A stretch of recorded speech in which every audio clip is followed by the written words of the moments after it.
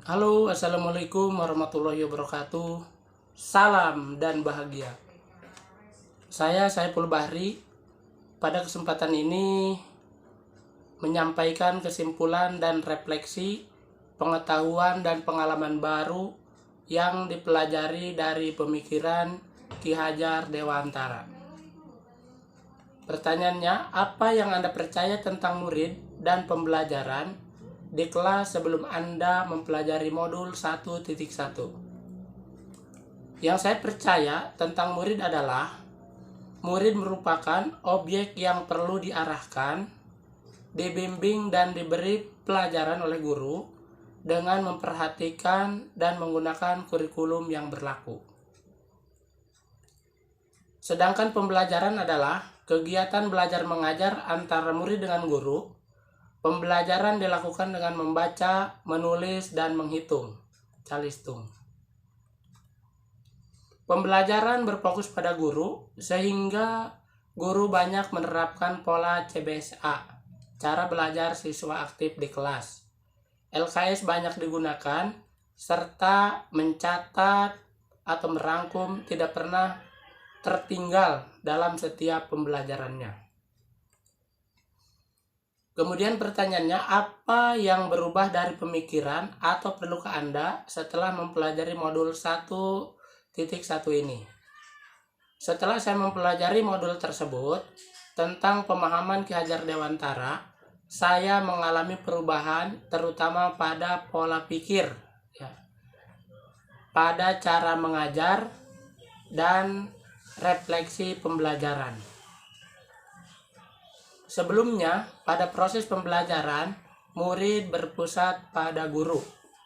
Metode mengajar dengan ceramah dan murid tidak diberikan refleksi setelah proses pembelajaran.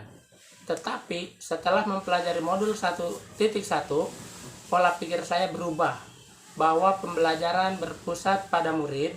Sebagai guru saya harus kreatif dan inovatif, serta di akhir pembelajaran saya melakukan refleksi pembelajaran.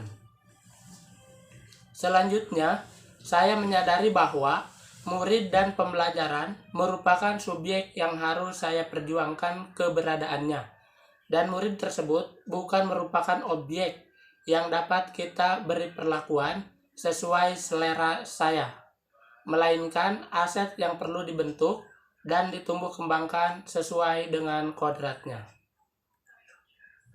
Pemahaman Ki Hajar Dewantara banyak memberikan pencerahan kepada saya, sekaligus peringatan bagi saya, terutama dalam proses pembelajaran, seperti diantaranya tentang arti pendidikan dan pengajaran. Pendidik atau pengajar atau guru adalah petani, pendidikan adalah tempat persemaian benih-benih, pembelajaran yang menuntun, kodrat alam dan kodrat zaman, serta pendidikan melahirkan budi pekerti. A. Tentang arti pendidikan dan pengajaran. Pendidikan of founding artinya memberi tuntunan terhadap segala kekuatan kodrat yang dimiliki anak agar ia mampu mencapai keselamatan dan kebahagiaan yang setinggi-tingginya, baik seorang manusia maupun sebagai anggota masyarakat.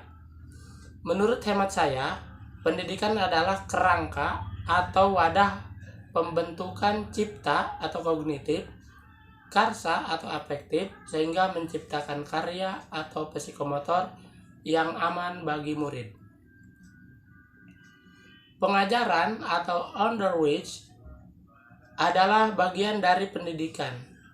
Pengajaran merupakan proses pendidikan dalam memberi ilmu atau berfaedah untuk kecakapan hidup anak secara lahir dan batin.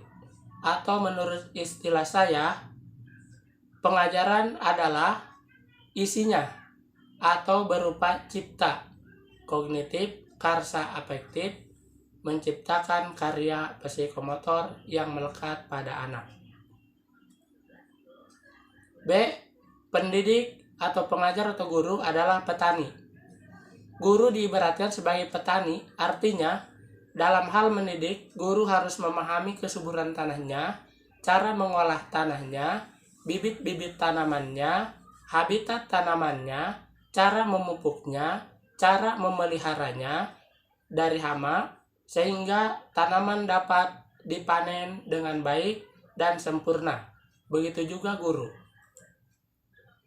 Guru harus mampu memahami kodrat atau sumber daya anak, bakat anak, potensi anak, kondisi anak, lingkungan keluarga anak, tempat tinggal anak, lingkungan sekitar anak. Guru juga memahami cara melayani bakat anak, memahami cara membentuk pendidikan dan keterampilan anak, cara membimbing dan mengarahkan anak, cara menumbuh kembangkan bakat dan potensi yang dimiliki anak, sehingga hasilnya anak memiliki pendidikan dan kepribadian yang optimal sesuai yang diharapkan pemikiran Ki Hajar Dewantara, yaitu mencapai keselamatan dan kebahagiaan yang setinggi-tingginya, baik sebagai seorang manusia maupun sebagai anggota masyarakat. C. Pendidikan adalah tempat persemaian benih-benih.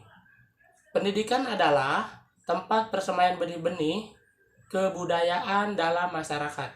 Ki Hajar Dewantara memiliki keyakinan bahwa untuk menciptakan manusia Indonesia yang beradab, maka pendidikan menjadi salah satu kunci utama untuk mencapainya.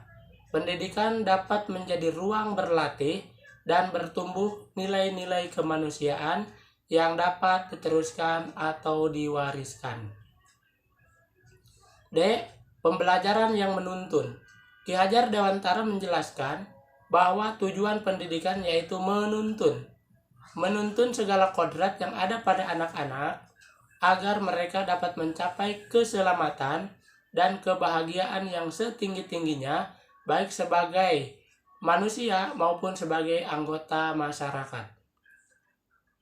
Oleh sebab itu, pendidik itu hanya dapat menuntun tumbuh atau hidupnya kekuatan kodrat yang ada pada anak-anak agar dapat memperbaiki lakunya, bukan dasarnya, hidup dan tumbuhnya kekuatan kodrat anak.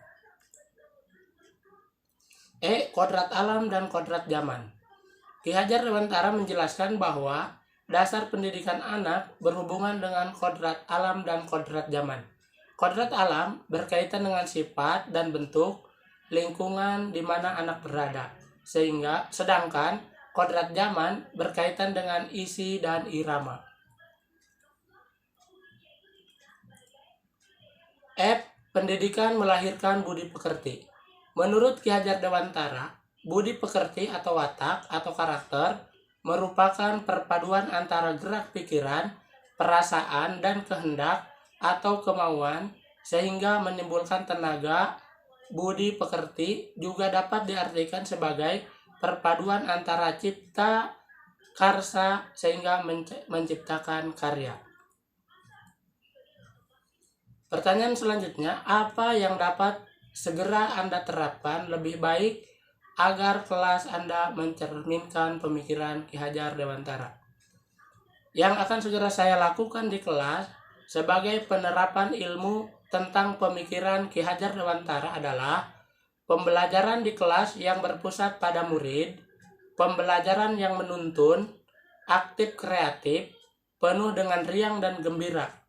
Pembelajaran tersebut diawali dengan perencanaan, pelaksanaan, dan evaluasi. Pada prosesnya, pembelajaran dilakukan dengan menerapkan pembelajaran berdiferensiasi, yaitu diskusi kelompok yang diawali dengan kesepakatan belajar, lalu kemudian kegiatan mengamati, menganalisis, kemudian mengolah dan menyajikan atau mempresentasikan hasil pembelajarannya, serta merefleksikan kegiatan pembelajaran yang sudah berlangsung. Demikian pemaparan dari saya, kurang dan lebihnya mohon maaf. Terima kasih dan salam bahagia. Wassalamualaikum warahmatullahi wabarakatuh.